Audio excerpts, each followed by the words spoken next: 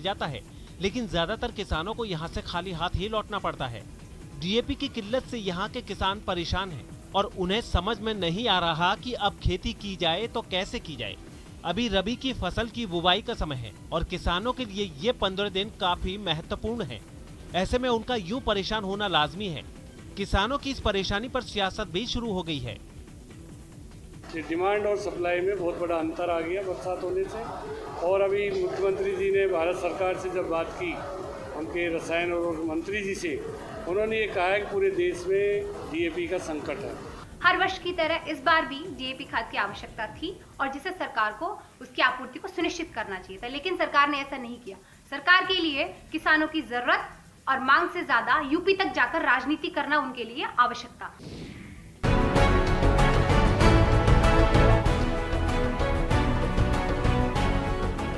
अरबों रुपए खर्च करने के बाद भी आधी मरुधरा प्यासी है। जलदाय विभाग ने पेयजल परियोजनाओं में लेट लतीफी करने वाली फर्मों पर भारी भरकम जुर्माना लगाया ताकि अधूरी परियोजनाओं के काम में तेजी लाई जा सके। मगर इंजीनियरों और ठेकेदारों की कछुआ चाल अब भी भारी है। अकेले राजधानी जयपुर में 1500 करोड़ रुपए की 1 दर्जन पेयजल परियोजनाएं अधूरी पड़ी हैं। ऐसे कुछ छोटे छोटे डिले थे जिसके कारण लगभग 1 साल ये कार्य प्रभावित रहा। इसके लिए जिन कारणों के लिए ठेकेदार जिम्मेदार है उसके लिए शास्त्री लगाई गई है और बाकी जो हमारे पार्ट है उसके लिए हमने उसको टाइम एक्सटेंशन दिया। इतना ही नहीं, मुख्यमंत्री के ड्रीम प्रोजेक्ट राजस्थान विश्वविद्यालय की पेयजल परियोजना को पूरा बजट मिलने के बाद भी समय पर पूरा नहीं किया गया। साथ ही बीसलपुर जयपुर पेयजल परियोजना फेज 2 का काम महज 22% और बीसलपुर पृथ्वीराज नगर पेयजल परियोजना का काम 35% ही पूरा हुआ है।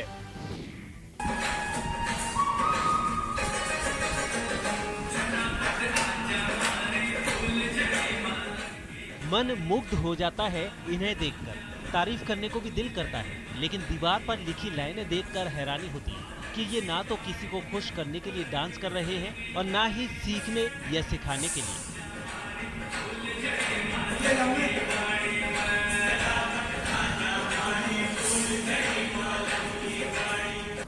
टोंक के शहीद स्मारक पर अपनी अपनी कला के जरिए विरोध प्रदर्शन कर रहे ये लोग अलग अलग कलाओं के शिक्षक हैं और भर्ती के लिए ये लोग अपने अपने अंदाज में अपनी बात रख रहे हैं। कला शिक्षक की भर्ती करो, भर्ती करो। इन लोगों का कहना है कि कला शिक्षकों की भर्ती नहीं होने की वजह से इनके सामने भूखे मरने की नौबत आ गई है। अपने रोजगार की मांग को लेकर इन्होंने कई बार धरना प्रदर्शन भी किया, सीएम से लेकर पीएम तक से गुहार लगाई, लेकिन बात नहीं बनी। लिहाजा इन्होंने अपनी बात रखने का ये कलात्मक तरीका निकाला है। 33 सालों से जो सरकार कला शिक्षकों की भर्ती नहीं कर रही, उसके विरोध में क्या है कि हम ये शांतिपूर्वक कला आंदोलन कर रहे हैं।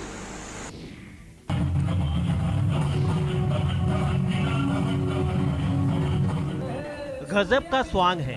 भगवान शिव का भेष लिए ये शख्स तांडव कर रहा है और उसके पास भूत पिशाच के ड्रेसअप में कुछ लोग उनके ताल से ताल मिला रहे हैं।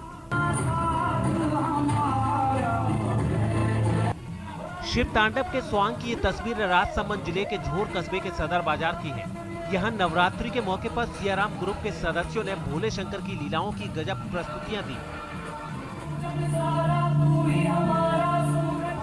भगवान शिव के शमशान में होली स्वांग देखकर यहाँ मौजूद दर्शक भोले शंकर की भक्ति में डूब गए।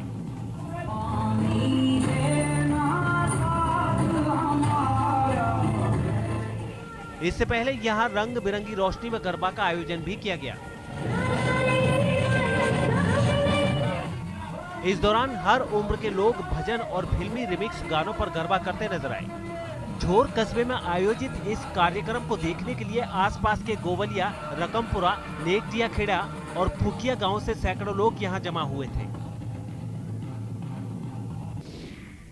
चलिए अब देख लेते हैं कुछ अन्य राज्यों की खबरें। देश के लिए गोला बारूद से लेकर टैंक और तोप बनाने वाली ऑर्डिनेंस फैक्ट्री बोर्ड यानी OFV के कॉर्पोरेटाइजेशन के बाद अब 15 अक्टूबर यानी दशहरा के दिन OFV की 7 अलग अलग कंपनियों का शुभारंभ किया जाएगा। रक्षा मंत्री राजनाथ सिंह दशहरा पर शस्त्र पूजा के साथ ही इन 7 कंपनियों को लॉन्च करेंगे। आपको बता दें कि OFV की कुल 41 फैक्ट्रियां और 70,000 कर्मचारी हैं, जो अब एक बोर्ड की बजाय 7 कंपनियों यानी डिफेंस PSU से जुड़ जाएंगे। इन सभी 41 फैक्ट्रियों को जिन 7 कंपनियों में बांटा गया है उसकी बात करें तो गोला बारूद से जुड़ी munition India limited, rifle machine gun तोप से जुड़ी advance weapon and equipment limited, tank के लिए BMP और ट्रक से जुड़ी आर्म्ड व्हीकल्स के साथ साथ सैनिकों की यूनिफॉर्म और टेंट से जुड़ी ट्रूप कंफर्ट लिमिटेड का निर्माण किया जाएगा। साथ ही ऑप्टो इलेक्ट्रॉनिक्स से जुड़ी ऑप्टिकल लिमिटेड और पैराशूट ग्रुप और एनसेलरी ग्रुप से जुड़ी संयंत्र सिस्टम और लीडर्स इंडिया लिमिटेड का गठन किया जा रहा है। रक्षा मंत्रालय के मुताबिक कॉर्पोरेटाइजेशन से OFV के काम करने के तरीके में बदलाव आएगा। इससे कंपनियों को काम करने की स्वायत्ता मिलने के साथ साथ काम करने में दक्षता और जवाबदेही भी तय होगी। इस कदम से OFV का उत्पादन बढ़ेगा और लाभदायक कंपनियां बनेंगी। Mumbai Ahmedabad high speed rail corridor का काम तेजी से चल रहा है। ये तस्वीरें सूरत और नवसारी के बीच के सेगमेंट की हैं। आपको बता दें कि सूरत और नवसारी के बीच का high speed rail corridor elevated होगा, यानी यहाँ पर बुलेट ट्रेन जमीन के ऊपर चलेगी।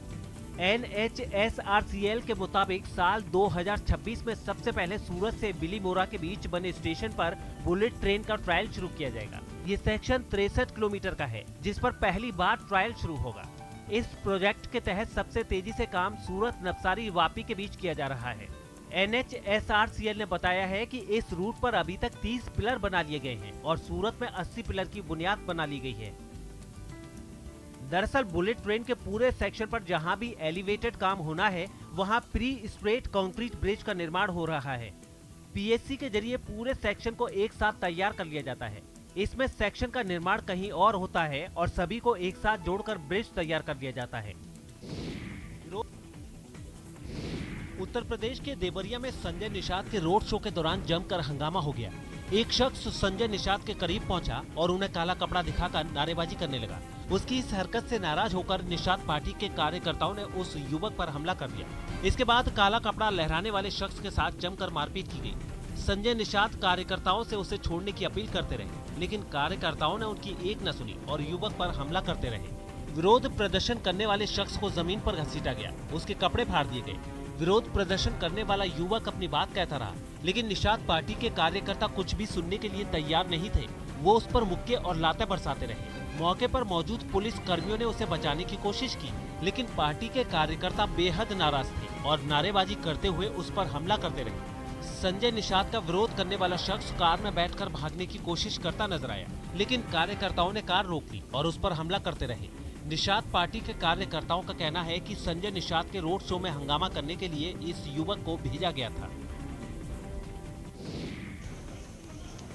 झारखंड के धनबाद में प्रदर्शन कर रहे 2 कोयला खदानों के मजदूरों पर CISF ने लाठीचार्ज कर दिया।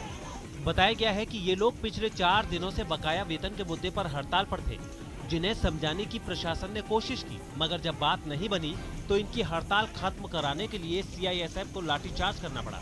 इस कार्रवाई से बचने के लिए मजदूर इधर उधर भागने लगे, जिन्हें पुलिस और CISF के जवानों ने दौड़ा कर पीटा। इस प्रदर्शन में शामिल महिलाओं ने जब इस कार्रवाई का विरोध किया तो उनके खिलाफ भी सख्ती बरती गई और कई महिलाओं को फौरन हिरासत में ले लिया गया। हिरासत में लेने के बाद भी इन प्रदर्शनकारियों का गुस्सा कम नहीं हुआ। इन हड़ताली मजदूरों के तितर बितर होते ही पुलिस और CISF के जवानों ने उस तिरपाल को भी जब्त कर लिया, जिस पर बैठकर ये लोग प्रदर्शन कर रहे थे। इस कार्रवाई के सिलसिले में जब कोयला खदान के एक अधिकारी से बात की गई तो वो सवालों से बचते नजर आए। बताया गया है कि लाठीचार्ज में कुछ मजदूर घायल हो गए, जबकि एक महिला मजदूर की तबीयत बिगड़ने की खबर है। बिहार के कई इलाकों में पंचायत चुनाव के नतीजों पर जमकर घमासान हुआ। वहां चुनाव हारने वाले प्रत्याशी और उनके समर्थकों ने नतीजों में धांधली के आरोप लगाए और बवाल शुरू कर दिया। बेगूसराय में तो उम्मीदवार और उसके समर्थक पुलिस से ही भिड़ गए, जिसके बाद पुलिस को भी लाठीचार्ज करना पड़ा। वहां चुनाव हारने वाले प्रत्याशी ने प्रशासन पर मिली भगत करके नतीजों में हेराफेरी का आरोप लगाया। जिसके बाद उनके समर्थक मतगणना केंद्र के बाहर ही धरने पर बैठ गए। जब पुलिस उन्हें समझाने पहुंची तो लोग पीछे हटने के बजाय पुलिस से ही भिड़ गए। पहले तो पुलिस ने भी बातों से ही लोगों को मनाने की कोशिश की, लेकिन जब पानी सिर के ऊपर से गुजर गया तो पुलिस ने भी अपने तरीके का इस्तेमाल किया और लोगों पर डंडे बरसाने शुरू कर दिए। जो मिला उसी की जी भरकर धुनाई की गई। पुलिस के तेवर देख प्रदर्शनकारियों ने भी भागने में ही भलाई समझी। कई तो जान बचाने के लिए आसपास की दुकानों में घुस गए, लेकिन पुलिस भी कहां मानने वाली थी। लोगों को ढूंढ ढूंढ कर पीटा गया। कुछ ऐसा ही हाल समस्तीपुर का भी रहा। वहां तो प्रत्याशी ने सीधा प्रशासन पर धांधली के आरोप लगाए और हंगामा शुरू कर दिया। 100% गड़बड़ी है। ईवीएम जो खुलता है तो जो भी कैंडिडेट है और उसके अभिकर्ता का साइन होता है, वो बिल्कुल नहीं हुआ है। बिहार की राजधानी पटना से हैरान करने वाली तस्वीरें सामने आई हैं। वहां बीच सड़क पर एक आदमी ने पुलिस वाले से काफी देर तक बहस की। बताया गया कि हंगामे की शुरुआत तब हुई जब ट्रैफिक पुलिस वाले ने उस आदमी को बिना हेलमेट के गाड़ी चलाते हुए पकड़ा। इसी के बाद वो आदमी ट्रैफिक पुलिस वाले के साथ वहां खड़े एक पुलिस अधिकारी से भी भिड़ गया। ये देखकर पुलिस वाले को गुस्सा आ गया और उसने उसे धक्का दे दिया। आरोप है कि पुलिस वाले ने उसके साथ गाली गलौज भी की। इस बीच उस आदमी का पारा 7वें आसमान पर पहुंच गया। वो पुलिस पर लोगों को बिना वजह परेशान करने का आरोप लगाने लगा। आप लोग पटना के पब्लिक को सर बहुत परेशान कर दिए सर। वही ने क्या तुम परेशान कर दिए सर।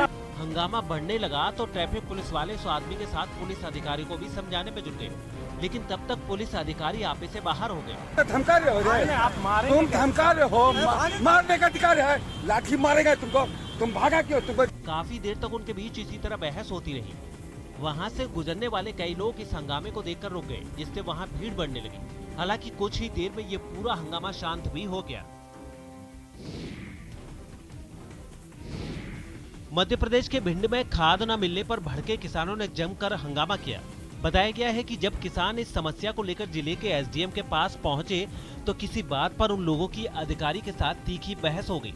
इस बहस से किसानों का गुस्सा 7वें आसमान पर पहुंच गया और उन्होंने जिला प्रशासन के खिलाफ मोर्चा खोल दिया। अपनी नाराजगी जाहिर करने के लिए उन्होंने नेशनल हाईवे को निशाना बनाया। सैकड़ों की तादाद में वहां जुटकर किसानों ने सड़क को पूरी तरह जाम कर दिया। साथ ही वहां जमकर नारे भी लगाए। इस हंगामे की जानकारी मिलते ही पुलिस के कई बड़े अधिकारी वहां पहुंच गए, क्योंकि किसानों के प्रदर्शन से हाईवे पर गाड़ियों की लंबी कतारें लग गई थी। जिसके बाद पुलिस वाले उन लोगों को काफी देर तक समझाते दिखाई दिए, लेकिन प्रदर्शनकारियों पर उसका कोई असर नहीं हुआ। परेशान किसको कर रहे हो? परेशान किसको कर रहे हो? यही वजह रही कि पुलिस के साथ भी उनकी बहस शुरू हो गई। वहीं हाईवे पर जाम में फंसी गाड़ियां टस से मस नहीं हो पा रही थी।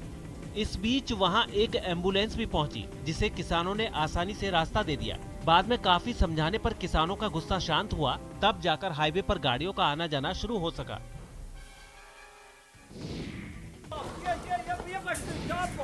मध्य प्रदेश के सिवनी से डरा देने वाली कुछ तस्वीरें सामने आई हैं। वहां बीच सड़क दो सांडों के बीच जोरदार लड़ाई हुई। बताया गया है कि इस लड़ाई में कुछ गाड़ियों को भी नुकसान पहुंचा और जिसने भी इन सांडों की लड़ाई को देखा वो खौफ से भर गया।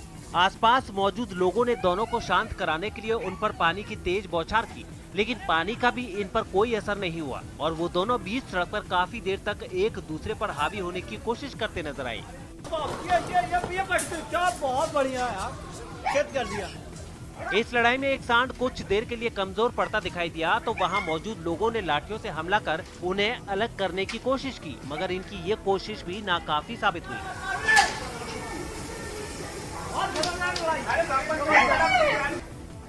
करीब आधे घंटे चली इस लड़ाई में एक सांड ने जब दूसरे को चित कर दिया, तब जाकर ये झगड़ा शांत हुआ। दो सांडों के बीच में लड़ाई हुई, जिसमें एक सांड मुख पशु घायल हो चुका था, जिसका बजरंग दल के सदस्यों द्वारा एवं समाज के प्रबुद्ध जनों द्वारा उसका उपचार किया गया। एवं उत्तर प्रदेश के बहराइच से हैरान करने वाली तस्वीरें सामने आई हैं। वहां आबकारी विभाग ने अवैध शराब की फैक्ट्री पर कार्रवाई की और सैकड़ों लीटर शराब नष्ट कर दी।